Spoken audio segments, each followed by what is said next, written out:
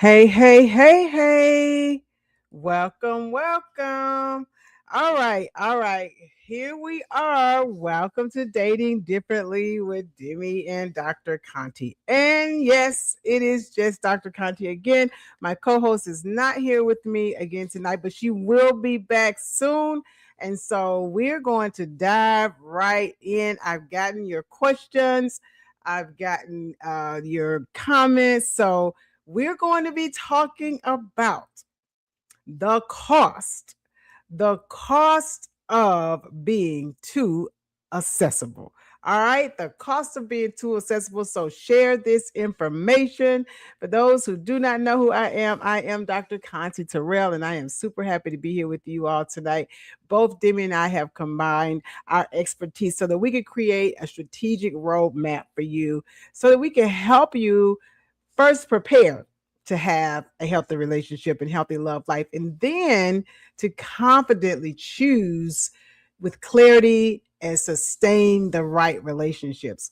And so, a part of that is learning to love healthily and receive love healthily.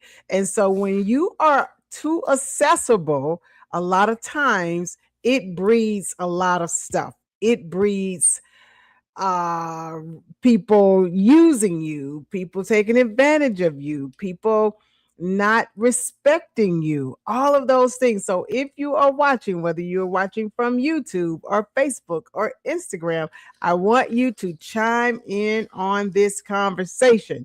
Huh, the cost of being too accessible. And I know that many people might say, well, how am I too accessible?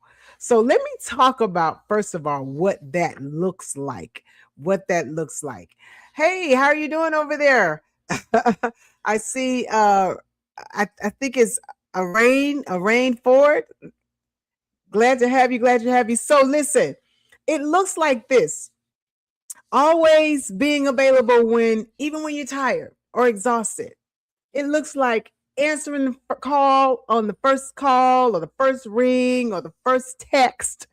It looks like, you dropping everything, all of your plans, even if you've got plans with your girlfriends or your family. You're dropping all of your plans to be accessible to somebody. In particular, this is a really, really big issue, particularly when you're first starting to get to know someone. You guys know I always talk about what dating is, and dating is gathering information. And so when we originally start gathering that information and we are way too accessible, guess what you're doing? You're giving information. You're giving information about you, that you're somebody that possibly is too anxious to be in a relationship, or possibly somebody who, if that person is looking for someone to take advantage of, unfortunately, that may be someone that said, oh, she's gullible, she's ready. So looking at how it looks to be too accessible, saying yes when you really want to say no. And let me tell you this, being the cost of being too accessible. Yes, this is a Dating Differently podcast, and we're talking about dating differently and learning to love healthily and be show clarity. We're talking about that. But guess what? The cost of being too accessible is not just when you're dating in a love relationship. The cost of being too accessible could cost you problems at work, could cost you problems with family, because you start to feel taken advantage of, you start to feel overextended, you start to feel used and abused. And sometimes it's just because we have to learn to respect and love our own selves, our own time, and not always just be so accessible. All right.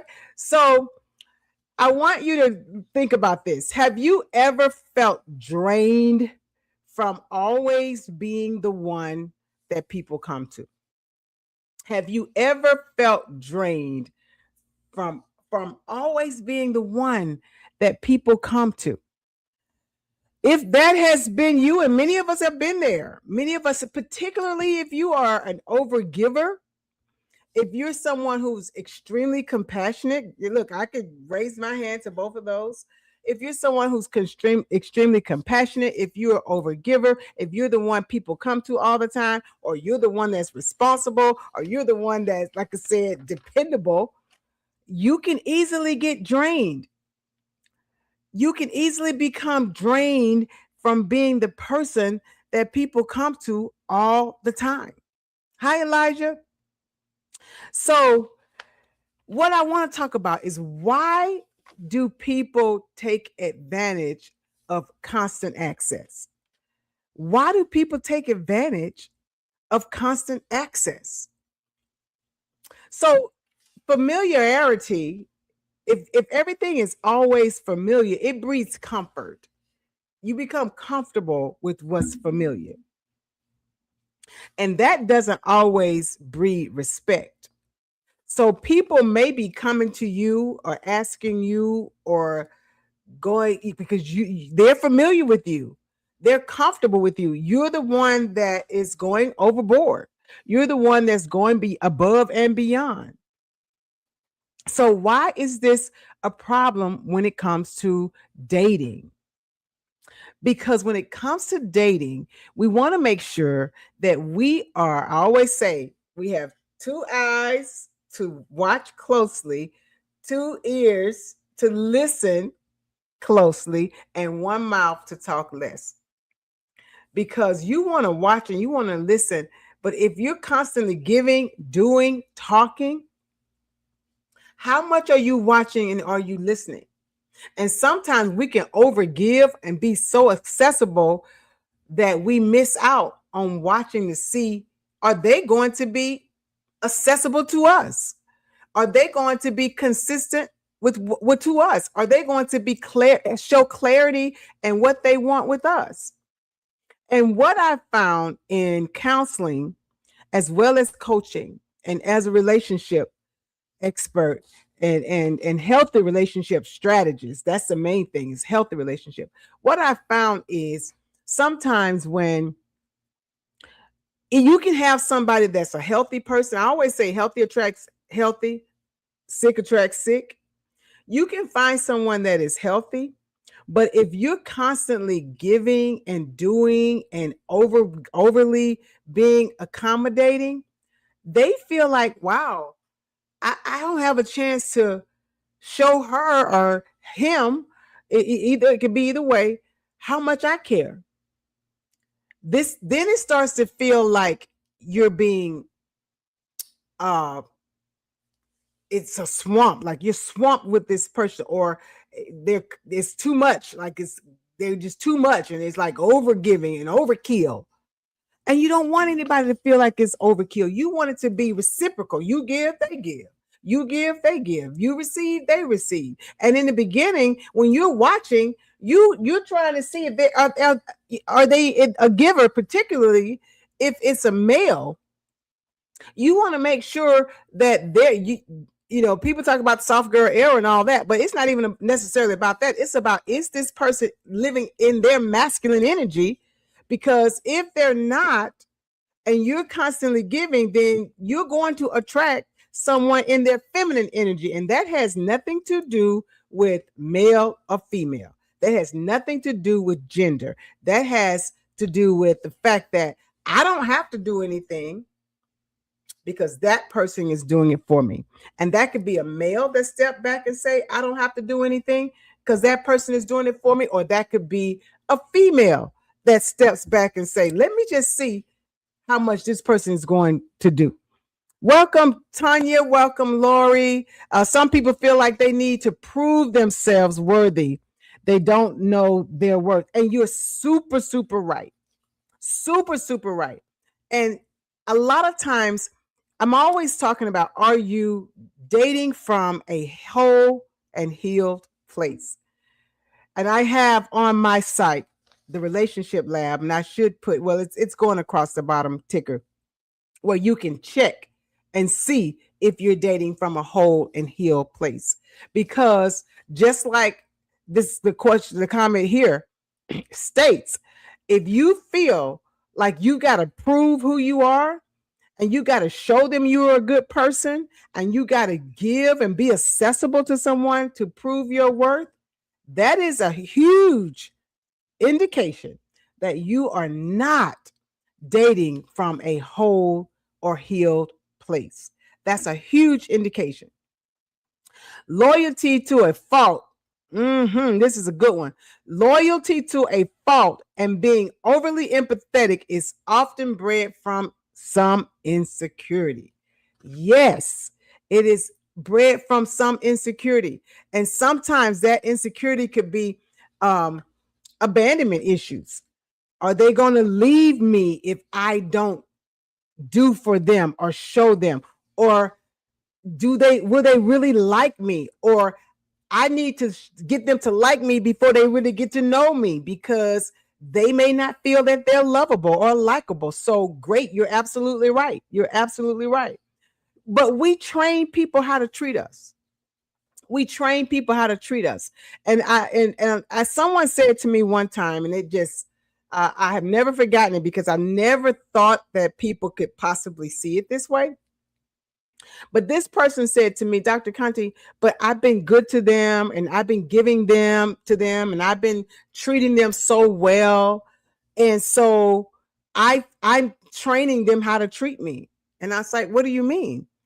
And she said, well, I feel like if I'm showing them how good of a person I am and what I like and what I want back, then I am training them how to treat me.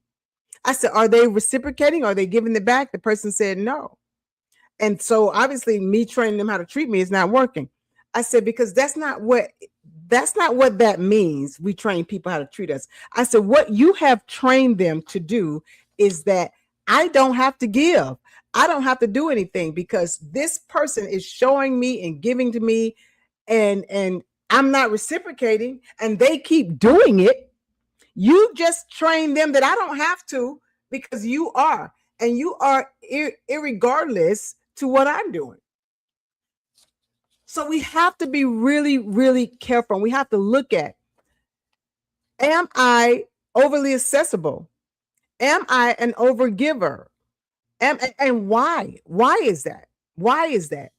The other thing is, people value what they have limited access to. People value what they have limited access to. Put in the chat, limited access. Limited access. They don't make that many Rolls Royces. You know why? Because there's not a lot of access to it. It's a limited access to a Rolls Royce. So the higher the quality, the better, the less access a person should have to you. The more it costs for a person to be able to obtain you.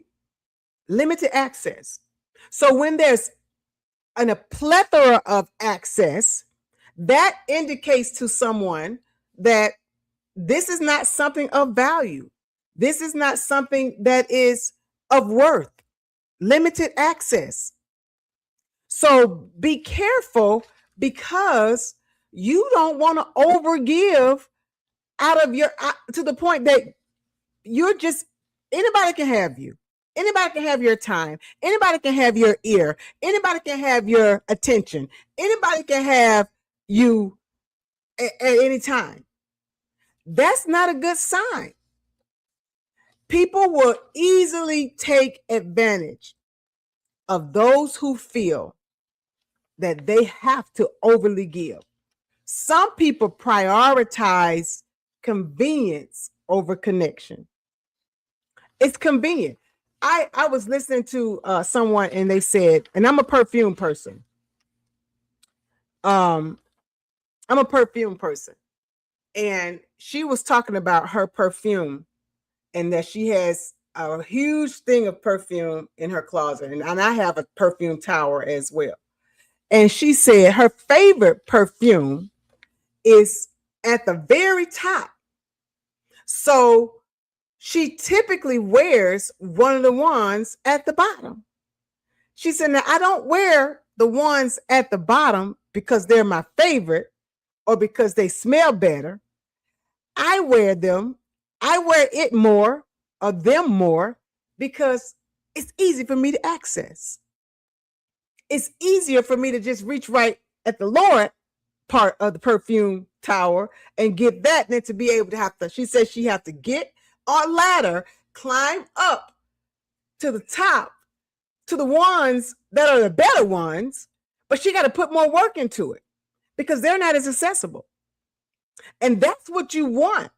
It's particularly, we're talking to people who are dating differently. Usually, if you are divorcee, if you're a widower, if you're older, you're a second time around or what have you, you've matured. You should not be as easy to obtain as you were when you were in your 20s. You've grown, you've matured, you've become, as I call it, the cake. And remember, a cake has all the ingredients it needs to be good without icing. So you are at that place, most of us. So you are the top perfume on the shelf. Now, sometimes we'll look at, oh, but they're going out with this person, or this person is getting dates, and this person is doing this, and this person doing that. But easy access, not necessarily because that person is of quality, or that person has worth, or that person is doing anything different or better than you. It's just that person is easy access. And what you don't want is easy access. You don't want that. So what happens? So releasing that, a lot of times people feel guilty. They feel guilty when they are limiting people's access. They feel guilty. So a person who only calls you when they need something, that's not somebody that's trying to show you love or show you care. A person who only calls you at 10 o'clock at night, that's not someone who's trying to show you that they want to reach up, move to the take you to the next level, or they admire you and see that you are a high level worth person. That's not somebody that's doing that. That's someone who expect for you to lower your expectations, to lower your boundaries, and give easy access. But easy access costs. Easy access costs. A lot of times you end up being too accessible, too giving, too quick. You end up feeling left out, ghosted, used, abused. So I just wanted to make sure that I help all other viewers to understand that the Bible says where much is given, much is required. And I have what I call my Kantiology statements. And I change that around. And I say where much is required, much is given. So if you are not requiring someone to call you back, but you're easy access when they call you, they may not. If you're not requiring someone to raise the bar and come and get you, pick you up, take you on a nice date, be respectful, call you at good time, regular times in the day or night or whatever, not just like, then you are becoming someone that they feel that's easy access. They don't have to do any of those things. You're not requiring it. So loving versus overextending. Let's talk about that. Let's break that down, because you can be a loving person, but overextending yourself is not loving. That's not even healthy. And we want to talk about dating and dating healthily. So giving from when you are loving someone and you are experiencing healthy love, you are giving from a full place, not from an empty place. You don't give from an empty place. I was talking to somebody today, and she was talking about wanting to do some type of charity thing. And I happen to know that this person is not in the best position to do that right now. Great heart. And I said, that's a wonderful thing. That's a beautiful thing. But even the Bible tells us not to give out of our own poverty. You can't be a blessing to someone else when you still needing a blessing yourself. So when you are giving, and you are a giving person, you want to make sure that you're giving from a full place. And I get it, because we have to all learn and grow to be the cake. I remember when I first started Fresh Spirit, I was that person. I wanted to give, I wanted to help. I'd be helping keeping the women's lights on, and I had to run home and make sure my lights were still on. And I had to learn, we have to have wisdom. God says to be wise, and wisdom is twofold. First of all, wisdom is having the understanding of what to do. And then that's the first portion of wisdom.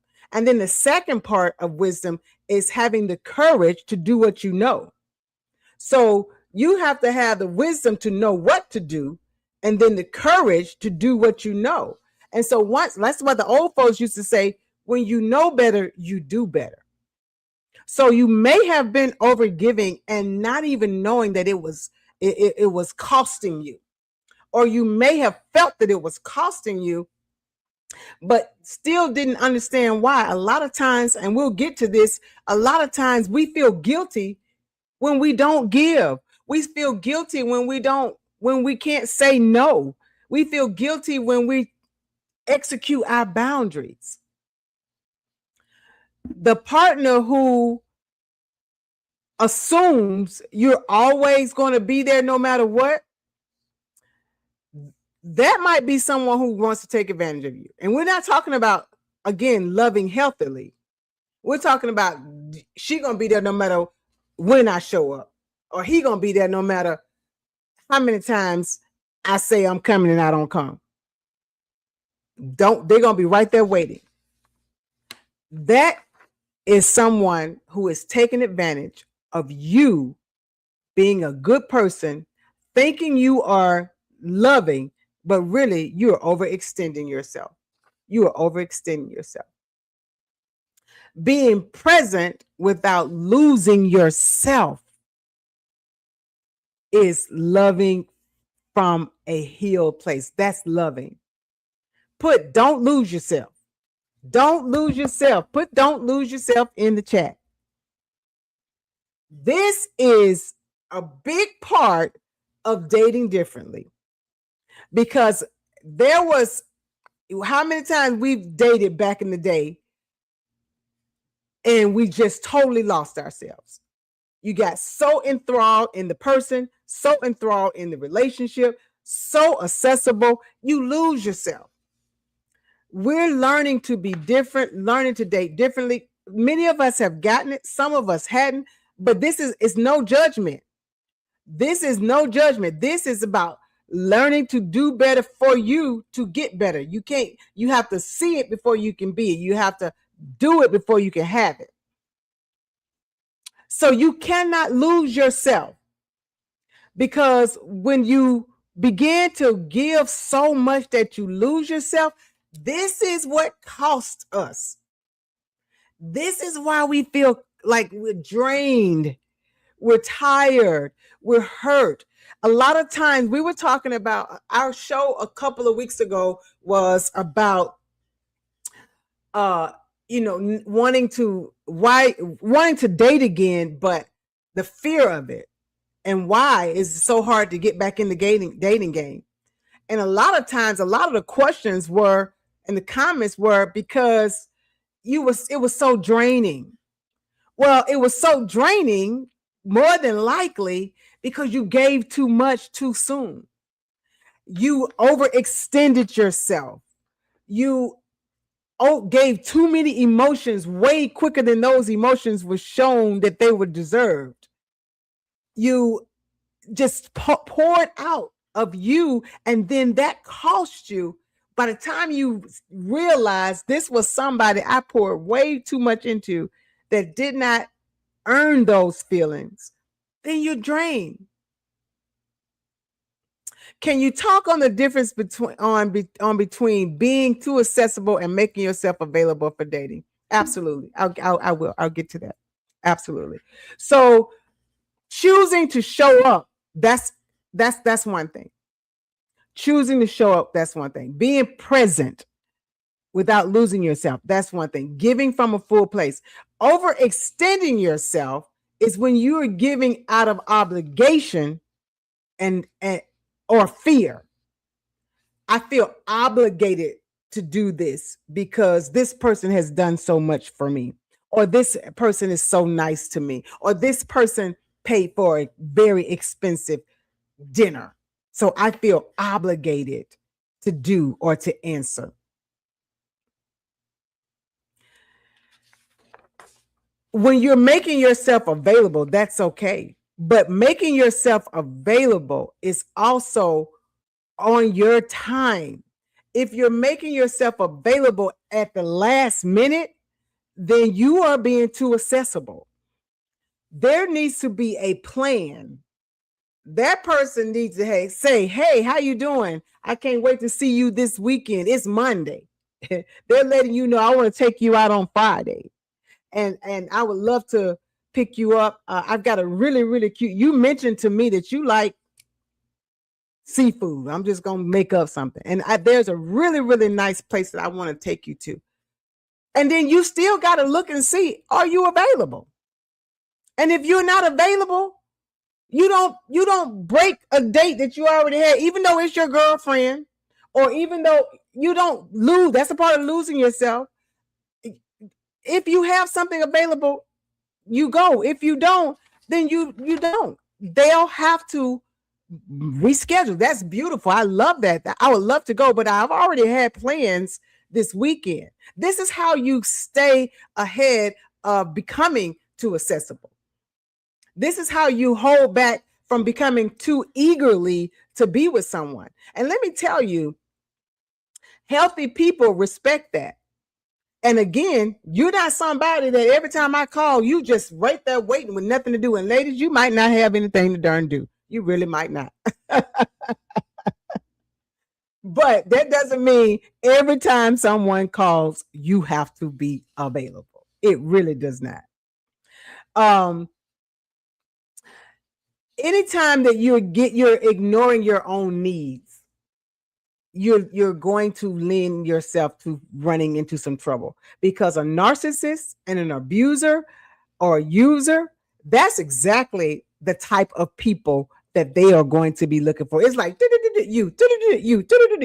They are looking for people that will drop everything for them. They're looking for that. It costs you your peace. It is not love. It is overextension. It is giving too much, too fast, too soon. It is being too accessible. And that is why boundaries are necessary. That is why when I talk about my 5 stages of vetting, and I talk about having those boundaries, having those standards, go to the relationship lab, get some of those tools, because you have to have those things already set in place. And that's when whoever shows up, it's for whoever shows up. This is how I'm operating. And this is what I expect. And this is what I'm looking to have. And let me tell you, if they are the right person for you, they're not going to be scared of your boundaries. Or if they are a healthy person, they may not be the right person for you, because every good person is not the right person for you. But you want a good, healthy person. That's the start. And you want someone who has the same end goal in mind. But you have to step back and watch. I always say patience is the weapon that best reveals deception. You have to be patient to see. So why are boundaries necessary? Boundaries are necessary to protect your peace. Boundaries are necessary to protect your peace. Boundaries are necessary to teach people how to treat you, what you will accept, what you will not accept. Boundaries are necessary to create emotional safety so that you're not giving so fast emotionally. Boundaries reveal who respects you and who do not. Because those people who respect you, they honor your boundaries. They're okay with that. Those who do not, that's a good way to see, oh, you're not even respecting my boundaries. So why would we go any further?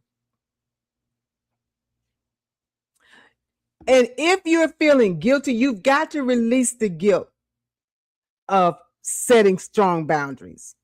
Yes, it's to respect your peace. It is to respect your peace. You have to forget. You have to get over feeling guilty. Sometimes we were conditioned.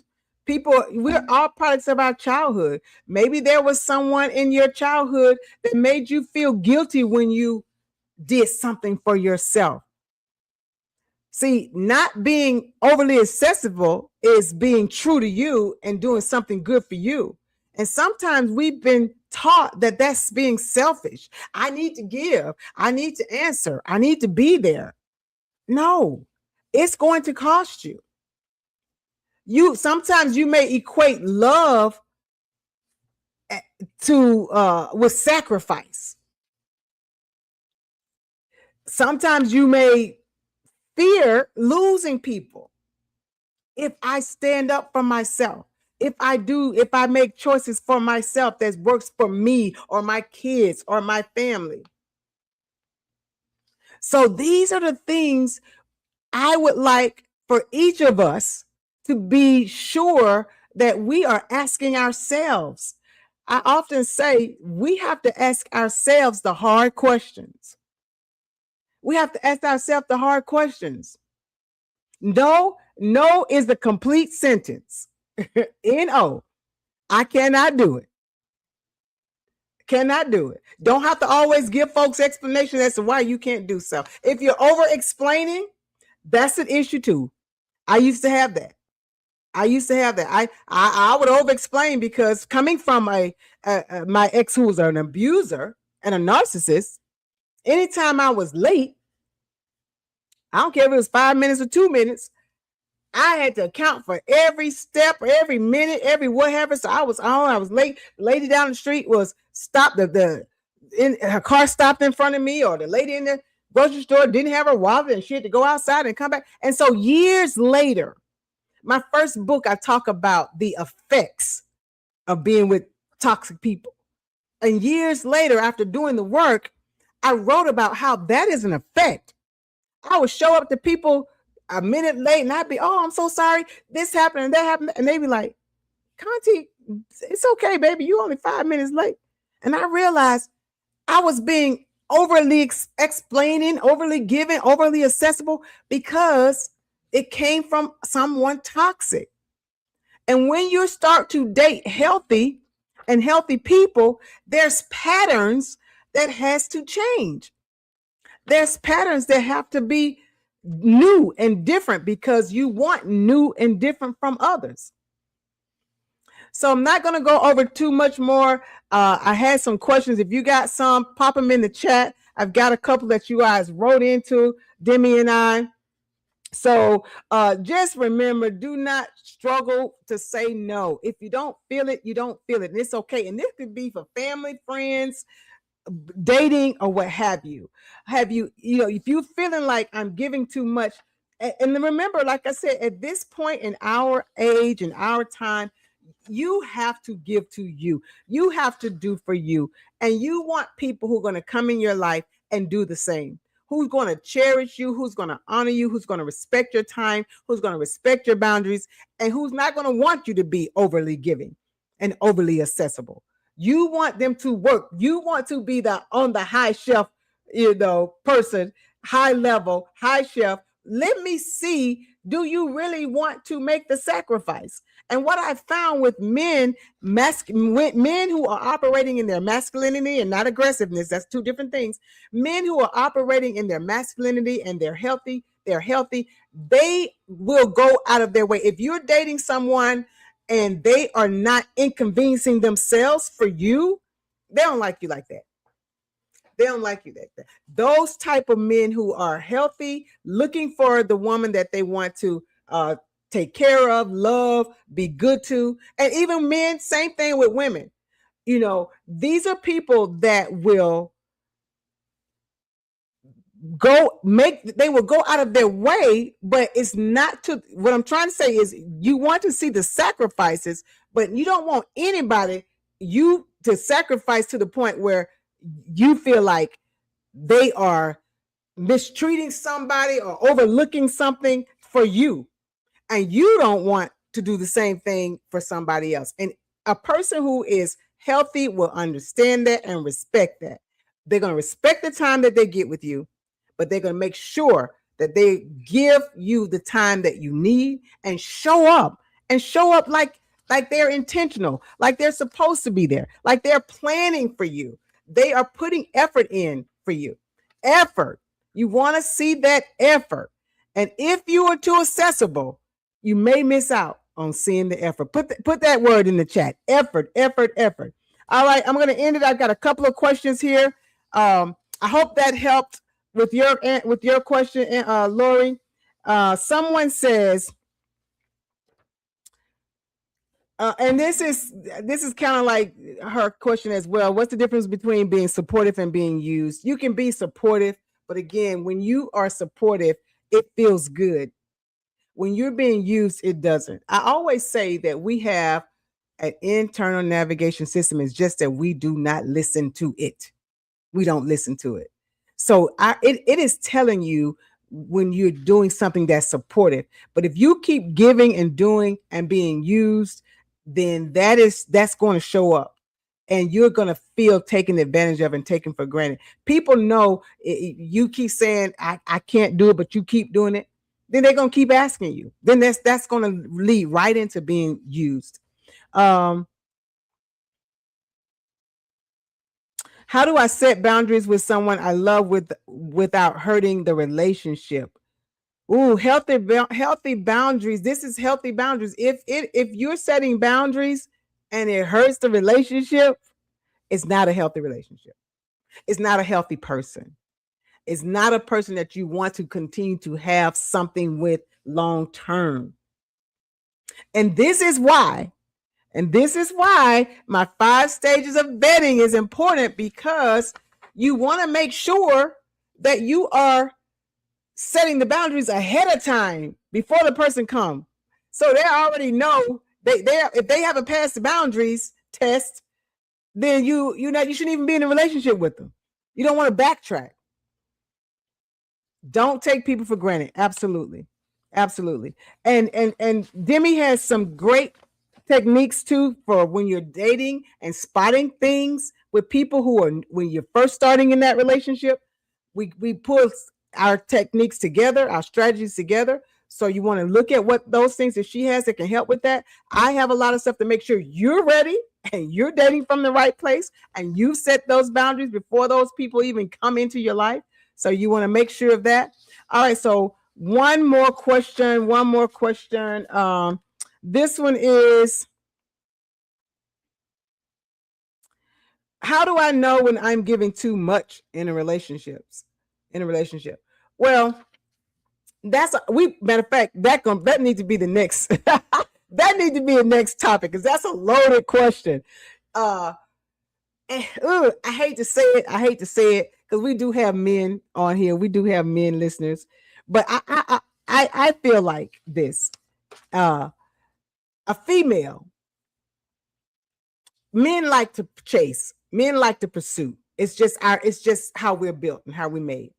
If they're giving five, you need to be giving. If they're on an energy of 5, you need to be giving a 3, a 2, or a 3. If they're on an energy of 8, you need to be giving a 4 or 5. If they're on an energy of 10, you need to be giving a 7. You don't ever want to overgive someone in a masculine energy.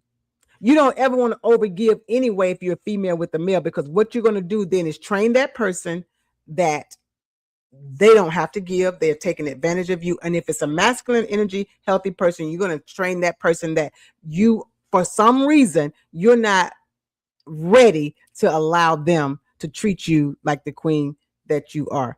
They're going to look at it. Something about her that's not that level of worthiness. So we can get into all that another time, but that's a good topic. We might have to use that when Demi comes back. That might be our next topic. All right. Thank you all so much. I hope you've enjoyed this. We cannot tell you how much it is a joy for us to be able to communicate with you on a weekly basis and really help you understand how to date differently. All right. Y'all be good and y'all be blessed. And we will see you. Remember to make sure you follow both of us on all of our social media platforms. We do have a Dating Differently page, Facebook page. Subscribe to all of our YouTube pages. Also follow us on all of our social media platforms, and join us next week as we continue to give strategies on dating with clarity, moving with intention, and choosing with confidence, so that we can help you look forward to continuing to love intentionally and making sure that you heal completely and date differently. You all be blessed.